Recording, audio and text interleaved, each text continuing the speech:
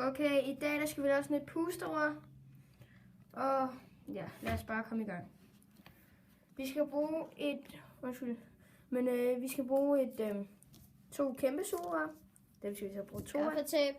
Ja, gaffatape. Og en saks eller en kniv. Ja, vi bruger bare lige en saks for en kniv. Ja. Så skal man klippe dem over.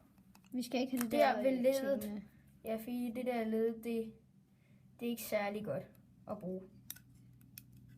Fordi så når man skal puste i det, så er det sådan, at det sådan knækker det ene. Så nu har vi sugerør her.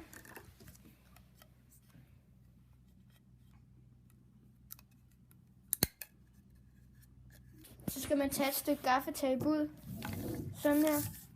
Man skal ikke bruge så meget. Man kan sådan set bare gøre sådan her. Tager man sådan her. Sådan der. Så skal man sådan lægge det på bordet. Så tager man de lige ender. Så er det med at ramme den sådan lidt inde på. Og så skal man...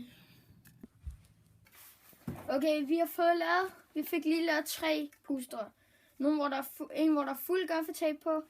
En, hvor der er sådan et lille mundstykke på. Og den her, som bare er sådan... Ja, den hurtigste. Så det, man skal bruge, det er sådan nogle...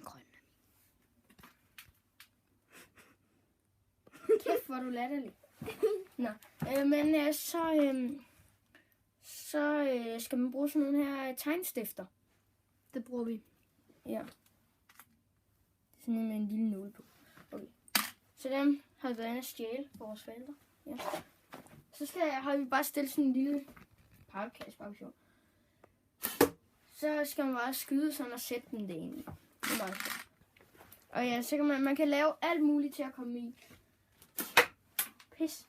Nå, men man kan lave alt muligt til at komme i. Men tak for at I så med, og husk at like og abonnere.